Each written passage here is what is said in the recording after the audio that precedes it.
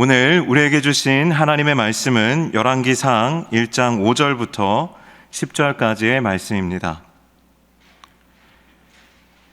구약 성경 508면에 있습니다.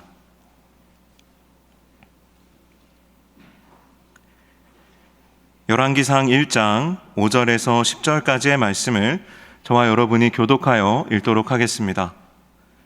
제가 먼저 읽겠습니다. 그때에 학깃의 아들 아도니아가 스스로 높여서 이르기를 내가 왕이 되리라 하고 자기를 위하여 병거와 기병과 호위병 50명을 준비하니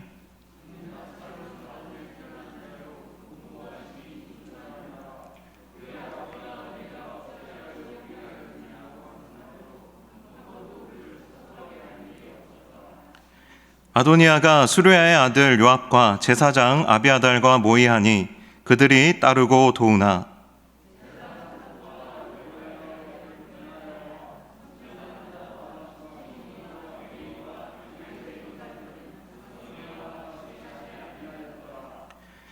아도니아가 에르노겔 근처 소엘렛바위 곁에서 양과 소와 살찐 송아지를 잡고 왕자 곧 자기의 모든 동생과 왕의 신하된 유다 모든 사람을 다 청하였으나 나단과 브나야와 용사들과 자기 동생 솔로몬은 청하지 아니하였더라.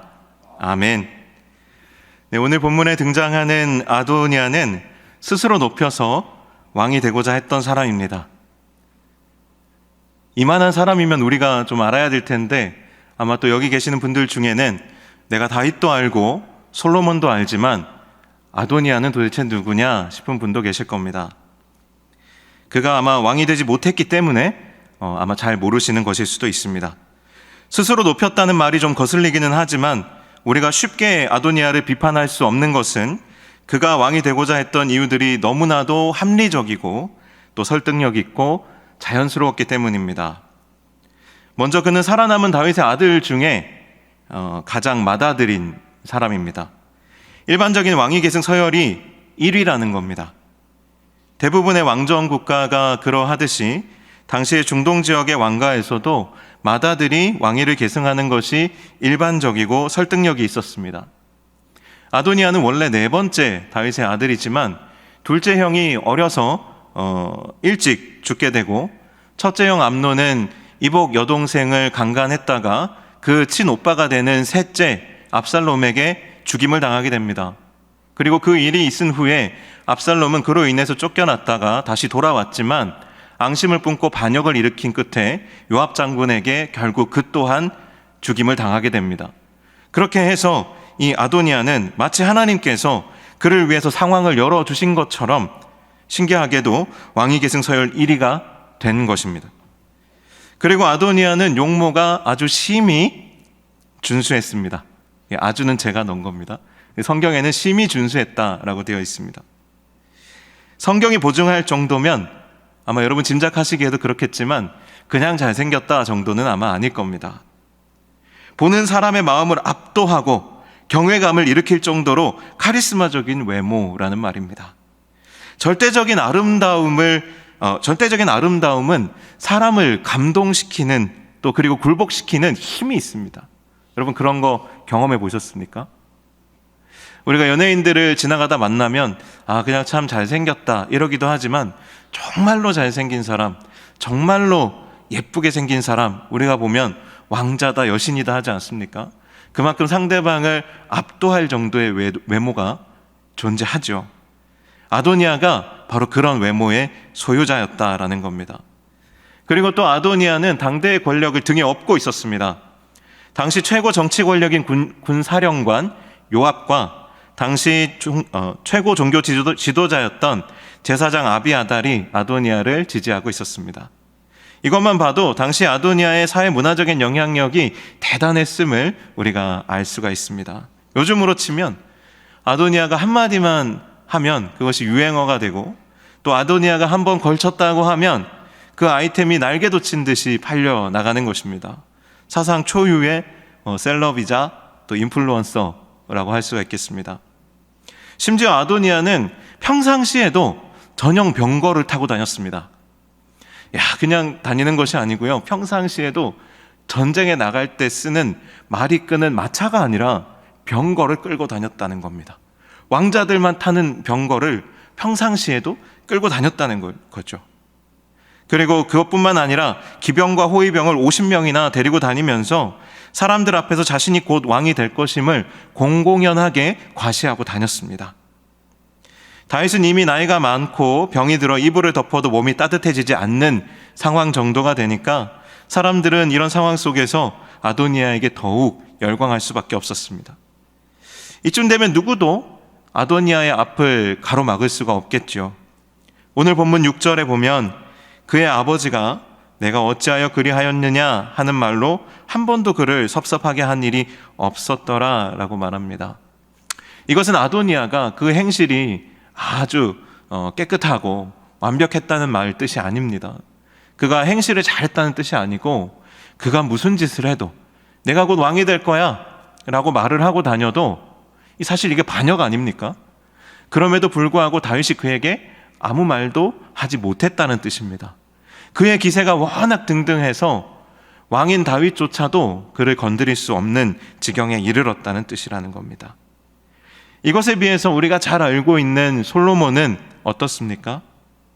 우리는 다윗에 이어서 솔로몬이 왕이 된 것을 다 알고 계시죠?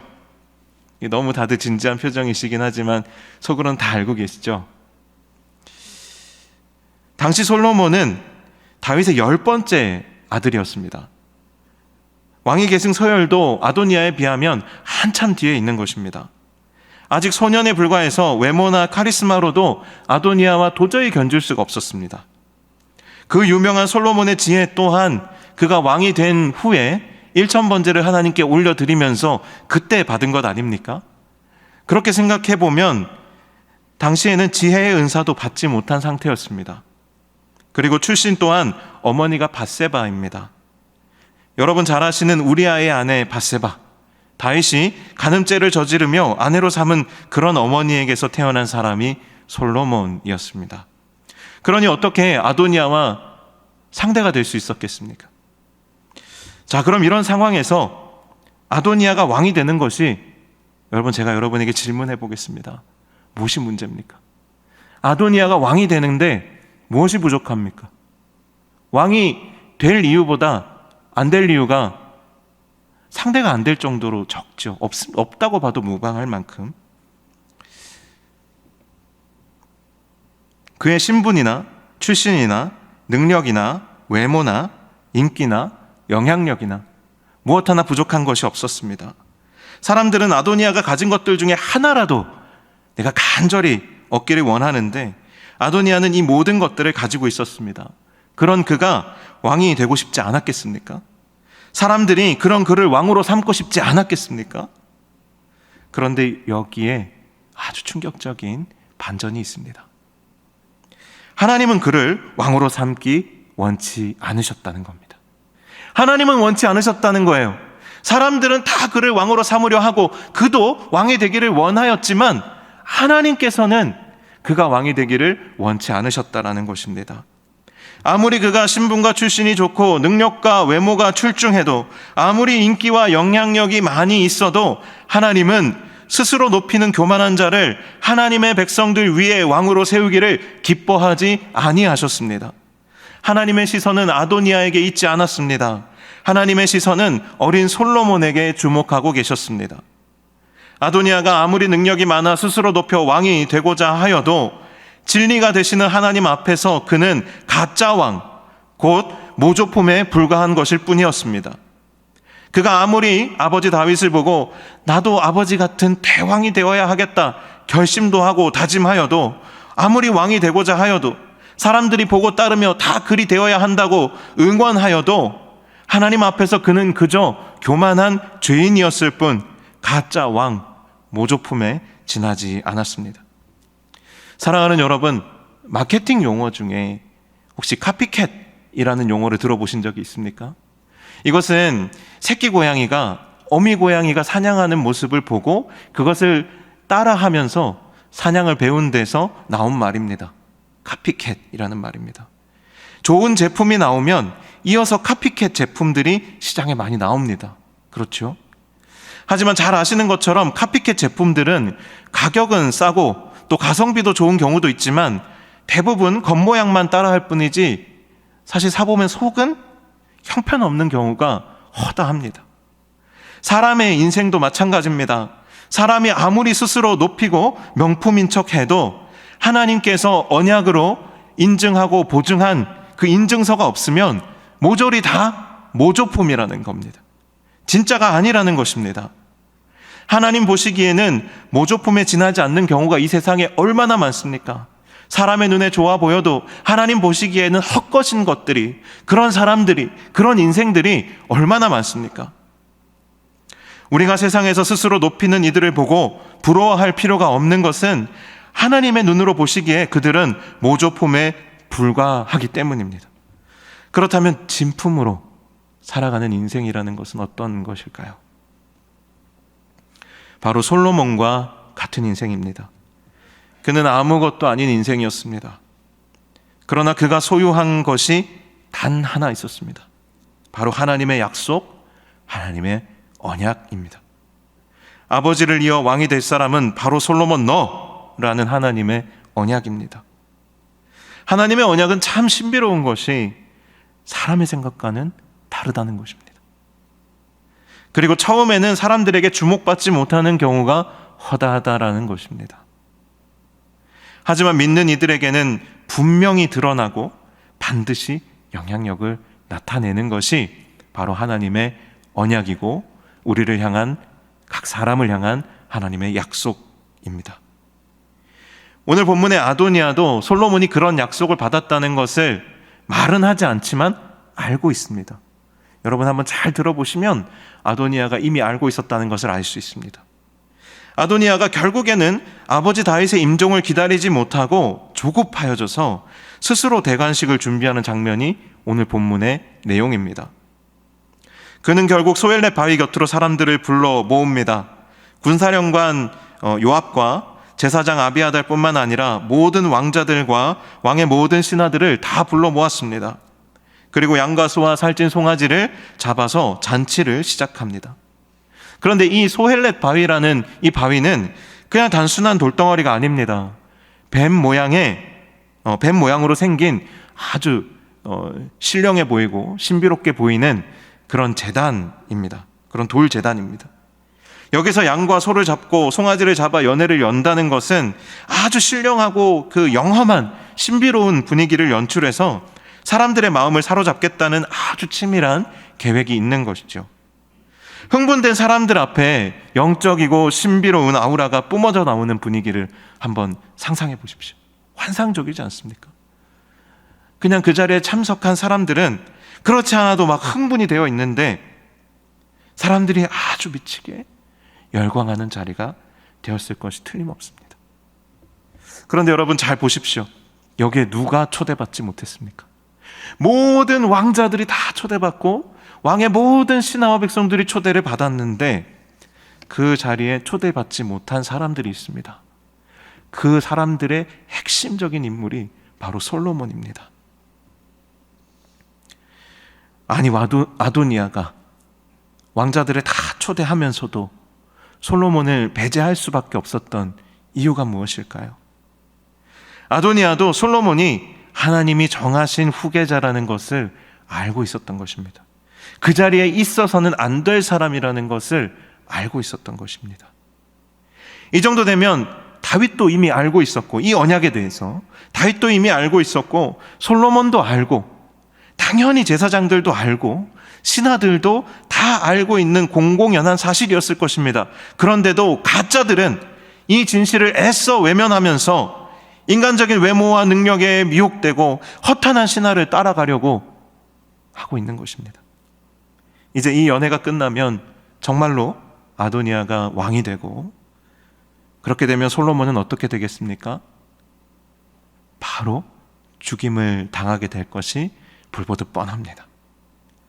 그런 계획이 있었기 때문에 솔로몬을 초대하지 않은 것입니다. 그런데 놀랍게도 지금까지 잠잠하게 계시던 하나님께서 이때부터 일하기 시작하십니다. 사람들이 순종하지 않고 교만하여서 허탄한 신하를 따라가니까 하나님께서 스스로 일하기 시작하신 것입니다. 절체절명의 위기 속에서 솔로몬의 측근인 어머니 바세바와 선지자 나단이 와병 중에 있는 다윗 왕을 찾아가서 아도니아의 반역 소식을 전하며 솔로몬에게 약속된 왕위를 지금 달라고 구합니다. 그간 아도니아의 위세에 눌려서 한마디도 하지 못했지만 이제 정말 위기가 닥쳤다고 느낀 다윗은 자기 경호대장 브나야를 솔로몬에게 붙여주며 제사장 사독을 앞세워 솔로몬에게 기름을 부어 왕으로 삼고 백성들에게 그 사실을 선포하게 합니다. 그리고 정말 이 일이 일사천리로 진행되면서 순식간에 솔로몬이 온 이스라엘의 왕으로 인정을 받게 됩니다. 이 모든 사건의 기록 중에 하나님이 직접적으로 언급되시지는 않습니다. 하지만 진행되는 상황을 보면 하나님의 개입이 아니고서는 설명되지 않는 부분들이 너무나도 많습니다. 그렇게 기세등등하던 아도니아와 그 추종자들에게 솔로몬의 왕위 등극 소식이 전해지자마자 하나님이 보내신 큰 두려움이 임해서 당시 아도니아와 함께 있던 사람들이 싸워볼 생각조차 하지 않고, 그 영향력 있고 힘 있는 사람들이 싸워볼 생각조차 하지 않고 불 켜진 주방의 바퀴벌레들이 다 어두운 곳을 향해서 도망을 쳐 숨듯이 뿔뿔이 흩어져 버립니다. 하나님이 아니고서는 설명될 수 없는 일들이 지금 일어나고 있는 것입니다. 그리고 곧 왕이 될 것처럼 스스로 높이던 아도니아는 어떻게 됐는지 아십니까? 궁금하신 분은 그 다음 장 이어지는 책을 보시면 되겠습니다. 제가 설명해 드릴까요? 네. 아도니아는 곧 왕이 될 것처럼 스스로 높이다가 단숨에 가짜인 것이 드러나 번제단의 뿔을 잡고 제발 살려달라고 솔로몬에게 빌게 됩니다. 사랑하는 여러분, 이쯤 되면 누가 진짜입니까? 스스로 높여 교만한 자가 아니라 하나님의 언약을 소유한 자만이 진짜인 것입니다. 그리스도인은 어떤 사람입니까? 허탄한 신화에 사로잡혀 정욕을 따라 살아가며 스스로 높여 자랑하는 사람입니까? 아니면 묵묵히 하나님의 언약을 따라 살아가는 사람입니까? 누가 하나님의 사람입니까? 결국 하나님이 누구를 높여주십니까? 여러분, 미국의 팝아트 작가로 유명한 앤디 워홀이라는 사람이 있습니다. 그 사람의 대표작이 마릴린 먼로라는 작품입니다. 마릴린 먼로의 얼굴을 여러 가지 색 대비로 변주해서 나열한 작품입니다. 사진에 보여드릴 수 있다면 좋겠지만 또 기회가 되시면 찾아보시면 좋을 것 같습니다. 이 작품이 예술적으로도 유명하지만 철학적으로도 유명하다는 거 아십니까? 이 마릴린 먼로라는 작품이 워낙 유명하다 보니까 사본이 넘쳐나기 시작했고 색 대비의 변주가 아주 다양해지면서 나중에는 원본이 뭐였지? 하는 지점까지 갔다라는 것입니다. 복사본이 원본을 이겨버렸습니다. 무슨 말이냐 하면 누구도 원본이 어떤 것이었는지 아무도 기억하지 못한다는 뜻입니다. 이걸 철학 용어로 원본을 잃어버리고 모조품만 남는 현상, 시뮬라크르라고 합니다. 안타깝게도 이 세상에서 그리스도인으로 살아가는 우리도 세상을 부러워하며 따라갈 때가 얼마나 많습니까? 카피캣처럼 세상을 모방하고 따라다니며 스스로 하나님의 자녀가 아니라 세상의 왕들, 세상에 잘 나가는 사람들을 따라가며 줄을 서서 스스로 모조품이 되어 살아가는 일이 얼마나 많습니까? 사랑하는 여러분, 계속 여러분 그렇게 살아가면 카피캣이 아니라 시뮬라크르의 삶을 살게 되는 겁니다. 내가 누구였는지, 우리가 받은 언약이 무엇인지, 약속의 자녀로 살아간다라는 것이 무엇인지조차도 다 잊어버리고 잃어버리게 된다는 겁니다. 사랑하는 여러분, 이제 연말이 되고 모임이 많은 시즌이 되었습니다. 세상에서는 여기저기 줄을 서고 기회를 붙잡아야 하는 계절이 되었습니다. 얼마나 불안하고 두렵습니까? 학생들은 입시로 눈치를 보고 있고, 직장인들은 이직이다, 또 승진이다, 인사고가의 발령에 촉각을 곤두세우고 있습니다. 연말에 누구를 만나느냐, 또 어디에 속하느냐에 따라서 짧게는 1년, 길게는 일생이 좌우되는데 누가 두렵지 않고 누가 불안하지 않겠습니까? 그러다 보면 누구라도 당연히 아도니아 같은 사람이 있다면 그의 곁에 서고 싶지 않겠습니까? 그를 따르고 싶지 않겠습니까? 아도니아가 되고 싶지 않겠습니까? 왕이 되고 싶지 않겠습니까? 하지만 사랑하는 여러분, 이런 자리와 관계들 중에는 그리스도인이라면 잡지 말아야 할 기회도 있고요, 앉지 말아야 할 자리도 있고, 함께 해서는 안 되는 사람도 있다는 사실을 기억하시기 바랍니다. 다윗이 그가 한 일보다 하지 않은 일들에 하나님께서 그를 더 기쁘게 여기셨다는 것을 아십니까? 골리앗을 이긴 것보다 사울을 죽이지 않은 것을 하나님은 기쁘게 여기셨고, 그로 인하여 그를 높여주셨습니다. 사랑하는 여러분, 혹 우리가 서 있는 자리가 하나님과의 언약을 저버리고 세상의 허탄한 신화를 따라 허황된 것을 구하는 삶을 살아가는 자리라면 아도니아가 마지막에 결국 붙잡은 그 제단 뿔을 이제는 우리가 잡아야 할 때인 것입니다. 이 아도니아가 잡은 제단 뿔은 속죄를 상징하는 뿔입니다. 오늘날에는 예수 그리스도께서 바로 이 뿔에 해당하십니다. 만일 우리가 아도니아와 같은 자리에 서 있다면 하나님의 언약보다 세상의 탁월함과 유능함과 실력과 인기와 영향력을 구하는 자리에 여러분 서 있다면 우리의 구원의 뿔이 되시는 예수 그리스도께로 다시 돌아오게 되시기를 축복합니다. 사랑하는 여러분, 예수 그리스도를 의지해서 다시 하나님의 자녀로 하나님의 언약을 꽉 붙잡고 승리하는 저와 여러분이 되시기를 주님의 이름으로 간절히 축원합니다. 아멘. 우리 함께 찬양하고 기도하는 시간 갖도록 하겠습니다. 잠시 기도하시겠습니다. 하나님 아버지, 참 감사합니다. 오늘 이 말씀을 통하여 하나님의 언약을 다시 붙잡고 세상의 허탄한 신화를 버리고 하나님의 언약을 따라가는 삶을 살기로 하나님 우리가 새롭게 다짐합니다. 매일의 우리의 삶 가운데 우리를 찾아오는 유혹과 시험에 굴복하지 않고 깨어 있어서 날마다 하나님께로 돌이킬 수 있는 용기를 우리에게 부어 주옵소서. 예수님의 이름으로 기도하옵나이다. 아멘.